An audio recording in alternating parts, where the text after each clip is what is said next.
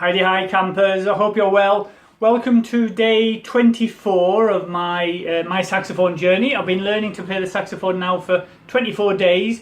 Gosh, I can't believe we're getting near the end of my first month.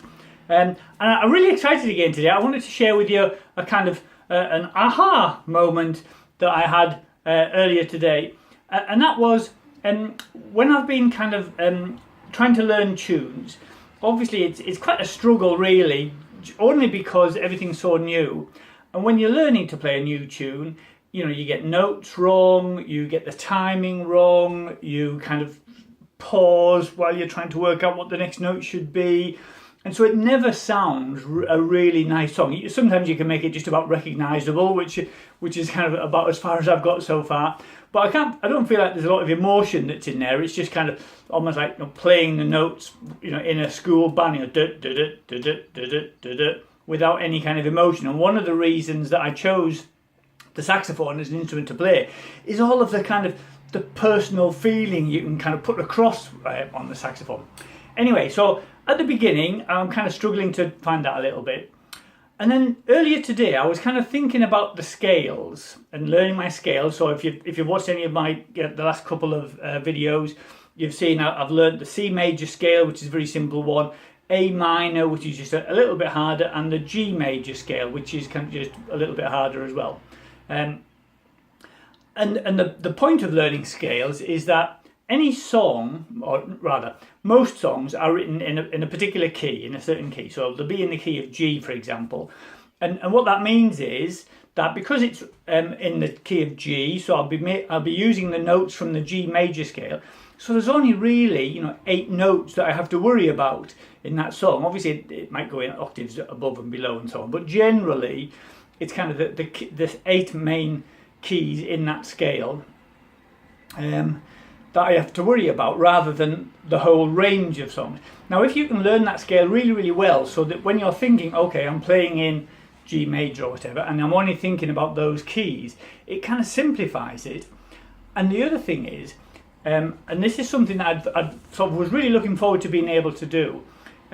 People, when they're talking about jazz, and if you've ever been to sort of see any jazz or anything like that, you'll see quite often individual soloists will improvise. So there'll be a session, you know, period of music where you're following a tune, and then it's kind of, you know, the drummer will do a kind of a drum impro set, or the saxophonist will do something similar. And I've always thought, okay, so once I know all of my scales really, really well, and I know all of the tunes, then I can learn to improvise a little bit. But actually, what I found is a lot of people talk about when you're practicing and just warming up a bit, it's a really good idea just to do a bit of noodling around. And I thought, okay, what's noodling around? It kind of doesn't sound like a technical term.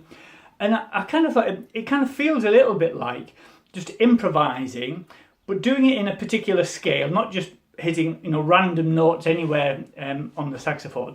Doing it in a particular scale so that while you're noodling, two things happen. Firstly, you know, you're embedding those notes of that scale in your mind again and in your fingers, which is good practice.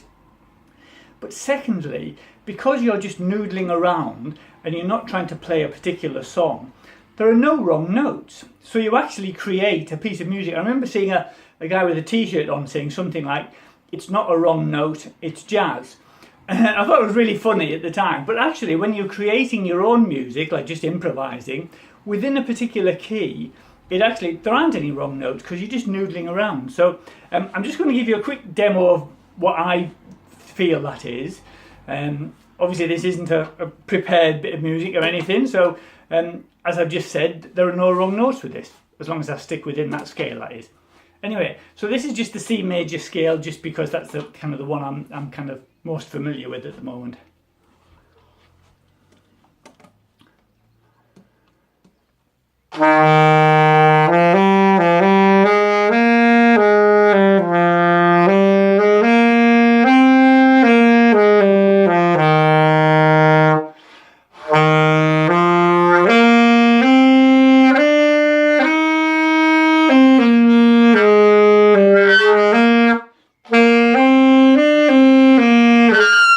Oh, a few screeches there.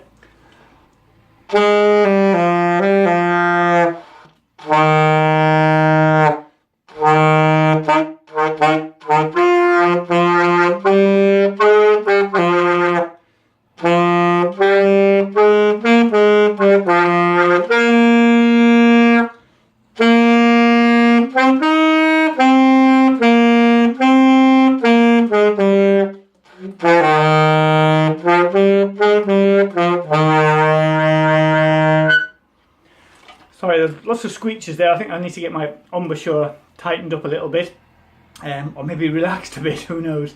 Anyway, I hope you kind of get the gist of that. It kind of, from my point of view, it just was so much fun being able to play a piece of music and hear it sound, apart from all the screeches in there, reasonably okay, and not having to think, what note comes next? You know, is it a B or is it a C? Oh no, I made a mistake and have to go back again.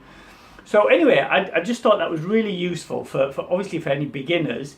If people talk about noodling around, that's kind of what I understand it to be. So I hope that helps you guys. If you've got any advice or suggestions, as always, I really appreciate all your feedback. Please feel free to comment on there.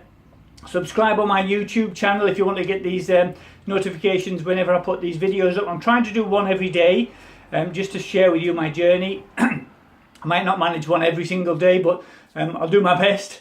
Anyway, feel free to join that. As I said, my YouTube channel is called Chris Smith Saxophone. Please feel free to subscribe. It would be great to keep in touch. Okay guys, bye for now.